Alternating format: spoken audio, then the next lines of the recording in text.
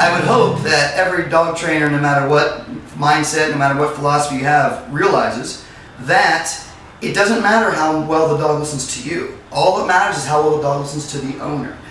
Getting the dog to listen to the owner is tricky. One of the things that I've learned is the biggest struggle is getting a human being, the dog owners, to be able to think in such simple ways. Dogs are unbelievably basic animals.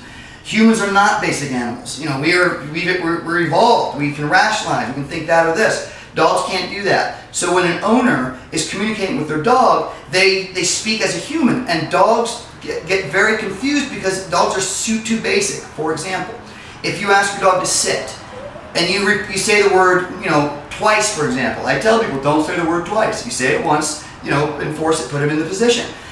It's hard to believe that that means that much. It could really mean that big of a deal if I just repeat the word twice. Simply because if in a human world it doesn't make that big of a deal, but with dogs it is. So it's not just about getting them to do technique and getting them to understand, how to work with their dog. Getting them to understand you have to get out of your head as a human and think it's all or nothing in a dog's world. There is no in between. Everything is his, everything is yours. Everything is black, everything is white. And since humans don't think like that, that's one of my biggest challenges, getting them to think like that.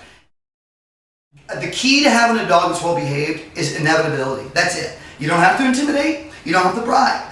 What you need to do is make them believe that everything you say happens. So if your dog's running towards a street and you say come, you want something to click in the dog's mind that says the motivation to do this is simply because everything else they tell me happens. Why is this any different? And that's big. But inevitability you must be consistent to create inevitability. It's to this point where if you ask your dog to sit 100 times and 99 times you make them sit and one time you don't, there's always a chance that it doesn't have to listen to you and it will never be reliable. So that's the struggle, getting owners to think in such simple ways. And it took me, 20 years to learn that. So, one of the things that's most ironic is it's so hard to think so simple.